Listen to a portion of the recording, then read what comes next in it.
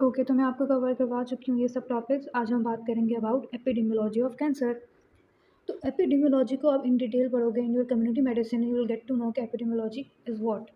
Basically epidemiology की meaning होती है study which is related to population, ठीक है। मीन्स एक कम्युनिटी के ऊपर जब आप स्टडी करते हो किसी डिजीज़ की करो, ठीक है, मेनली आप डिजीज़ की करते हो, ठीक है। किसी कोई मोर्टेलिटी रेट फाइंड कर रहे हो, कोई मॉर्बिडिटी रेट फाइंड कर रहे हो, तो जब भी आप एक पूरी कम्युनिटी पर, एक पूरी पॉपुलेशन पे स्टडी करते हो, उसे हम क्या कहते हैं, एपिडेमियोलॉजी कहते हैं। अब हम किसकी स्टडी करने लगे हैं, हम स्टडी करने लगे हैं कैंसर की। तो हम देखेंगे कैंसर किस तरह किस कम्युनिटी में कैसे डिस्ट्रीब्यूटेड है। फॉर एग्जांपल लंग्स कैंसर है तो वो मेल में ज़्यादा होता है या फीमेल में ज़्यादा होता है, ठीक है। एशियंस में ज़्यादा होता है या फिर अफ्रीकन्स में ज़्यादा होता है। तो इस तरह हम जो कैंसर है उसको डिस्ट्रीब्यूट करेंगे according to the community and according to the population. ये टॉपिक इतना इंपॉर्टेंट नहीं है, ना ही इसमें से इतने BCQs आते हैं, बट ऑफ कोर्स आपको एक ओवरऑल एस्टिमेट पता होना चाहिए कि कौन सा जो कैंसर है वो कहाँ पे मोस्ट कॉमनली देखा जाता है। सी अगर आप नोट करो, यहाँ पर आपको बताया अबाउट मैन और यहाँ पर आपको डिस्कस किया अबाउट वुमेन। अब मेन जो होते हैं उनके अंदर मोस्ट कॉमन कैंसर अगर आप नोट करो कौन सा है, प्रोस्टेट कैंसर है। Now this could be your BCQ। ये अकॉर्डिंग टू 206 की जो एक एस्टिमेटेड अमाउंट थी, क्वांटिटी थी, वो मेंशन है यहाँ पे। सिमिलरली जो फीमेल है उनके अंदर सबसे ज़्यादा जो मोस्ट कॉमनली देखा गया था वो ब्रेस्ट का कैंसर देखा गया था।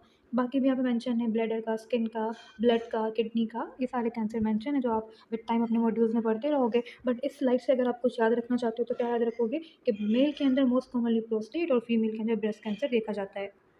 इंसिडेंस की मीनिंग होती है न्यू केसेस, ठीक है। मीन्स जैसे जैसे डिजीज स्प्रेड होती रहेगी इंसिडेंस इंक्रीज होता रहेगा, वैसे वैसे न्यू केसेस बढ़ते रहते हैं, तो हम कहते हैं इंसिडेंस बढ़ता जा रहा है। अभी different nation, different different ethnic और डिफरेंट ज्योग्राफिक जो डिफरेंस होते हैं उन पे डिपेंड करती है, ठीक है। ज़रूरी नहीं है अगर ये वर्ल्ड है और वर्ल्ड को अगर मैं 4 पार्ट में डिस्ट्रीब्यूट कर दूँ तो वो कम्युनिटी जो यहाँ पर रह रही है उसके सेम एक्सपोजर हो और जो यहाँ रह रही है उनका सेम एक्सपोजर हो, ठीक है। They are exposing with different environment, with different people and with different other organism. पर इसी तरह आपका जो वर्ल्ड है उसमें आप डिफरेंट जो पॉपुलेशन होती है उनके अंदर जो डिजीज़ होती हैं वो भी डिफरेंट डिफरेंट होती हैं। कहीं ना कहीं आपकी जो जीन्स होती हैं उनका भी यहाँ पे रोल होता है। एक इंडिविजुअल है, ठीक है, वो किस तरह किसी भी एनवायरमेंटल एजेंट से, किसी रेडिएशन से, किसी केमिकल से रिस्पॉन्स कर रही है उसकी बॉडी, ठीक है। और उसी फॉर एग्जांपल उसको डिजीज़ हो गई तो कुछ पेशेंट होंगे जिनमें वो ड्रग्स होंगी वो उसको ट्रीट कर पाएंगी, कुछ होंगे जो नहीं कर पाएंगी।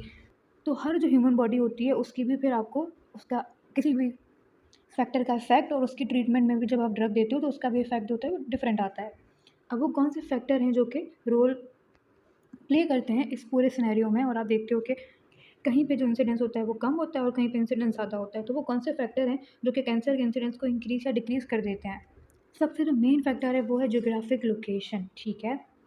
फॉर एग्जांपल हर जो कंट्री है उनके अंदर कुछ डिजीज़ होती हैं, कुछ कार्सिनोमाज होते हैं, कुछ कैंसर होते हैं जो कॉमन होते हैं। जापान में gastric means stomach cancer, New Zealand में skin cancer, liver cancer Africa और चाइना में, यूएसए में फीमेल के अंदर ब्रेस्ट और मेल के अंदर prostatic carcinoma, similarly colorectal carcinoma, ये सब यूएसए में कॉमन है, ठीक है। अफ्रीका में बर्किट lymphoma, this is one of your blood tumour, blood cancer, ठीक है, ये अफ्रीका में कॉमन है। फार ईस्ट में क्या कॉमन है, नेज़ोफेरेंजियल कार्सिनोमा, मीन्स नेज़ोफेरिक्स में जो कार्सिनोमा होता है, आप इंशाल्लाह स्टडी करोगे इन योर ENT तो वहाँ पे आपको ये कैंसर पढ़ने को मिलेगा, it is common in east. फिर जॉर्डन में कौन से कैंसर कॉमन है, तो लंग्स, कोलोरेक्टल, प्रोस्टेट ये मेल जो कॉमन है, ब्रेस्ट, कोलोरेक्टल और लंग्स ये फीमेल में कॉमन है, ठीक है जी। तो पहला जो आपने फैक्टर देखा वो आपने देखा ज्योग्राफिक लोकेशन की, कुछ कुछ जो कंट्रीज़ होती हैं उनके अंदर वो स्पेसिफिक जो कार्सिनोमा होता है वो कॉमन होता है। अब सेकंड जो है ना वो है एनवायरनमेंट। हर एनवायरनमेंट की डाइट, ऑक्यूपेशन, उसका एक्सपोजर, सनलाइट और पर्सनल हैबिट चेंज होती हैं। आपकी बॉडी किस फॉर एग्जांपल अगर किसी को कैंसर हो भी गया है तो उसकी बॉडी कितने अच्छे से ट्रीटमेंट को सफ़र कर पा रही है, उसको एक्सेप्ट कर पा रही है, वो डिपेंड करता है कि उसकी अपनी न्यूट्रिशन कैसी है, उसकी डाइट कैसी है, ठीक है। सिमिलरली अगर वो लोग जो इंडस्ट्रीज़ में काम करते हैं जिनका स्मोक से या फिर डस्ट से बहुत एक्सपोजर है, उनके अंदर लंग्स कार्सिनोमा होने का चांस होता है। तो वंस अगेन ऑक्यूपेशन का भी इसमें रोल होता है। फिर सनलाइट, आपको पता है sunlight is responsible for radiations, तो यूवी रेडिएशंस भी कैंसर का कॉज बनती हैं। बीइंग अ डॉक्टर आपको पता होना चाहिए कि जो मॉर्निंग की जो सनलाइट होती है वो बहुत हेल्दी होती है, लेकिन वहीं पे आफ्टरनून की वो जो बिल्कुल एक हैवी सनलाइट होती है वो आपकी रेडिएशंस का एक्सपोजर होती है, नथिंग मोर देन डैट। और उसकी वजह से बहुत सारे साइड इफेक्ट देखने को मिलते हैं which is from moderate to severe, और सीवियर में फिर आप देखते हो कि कैंसर जैसी डिजीज़ भी काउंट होती हैं। फिर एक इंसान की पर्सनल हैबिट, उसका कोई ड्रग का इंटेक या फिर दूसरे कॉज भी बनते हैं।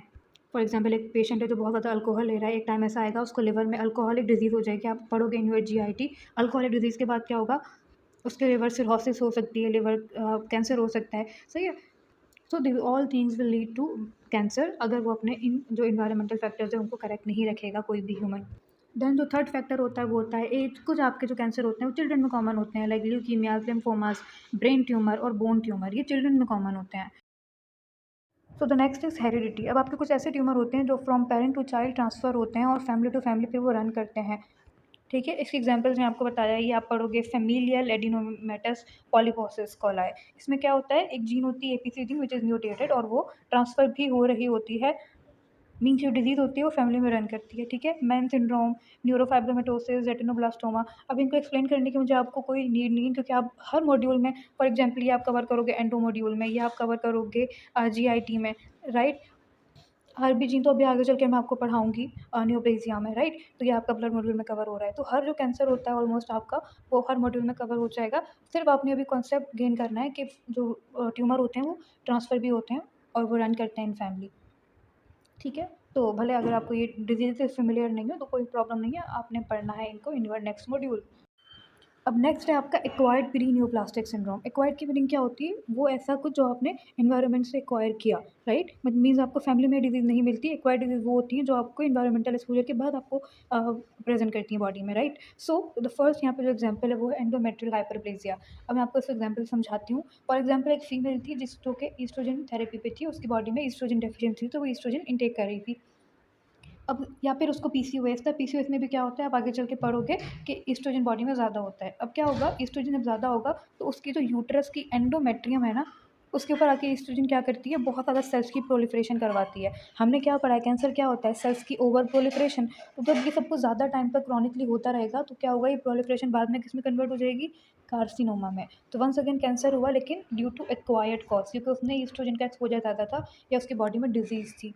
ऐसे ही cervical dysplasia, liver cirrhosis. Liver cirrhosis का भी आई टोल्ड यू कि अगर कोई मेल है जो ज़्यादा अल्कोहल इंटेक कर रहा है या फिर वो बहुत ज़्यादा ओबीस है तो उसका बहुत ज़्यादा फैट होगा लिवर पे, ठीक है। ये सब आखिर में क्या करवाएंगे, लिवर सिरोसिस करवाते हैं और सिरोसिस फिर कार्सिनोमा में कन्वर्ट हो जाता है।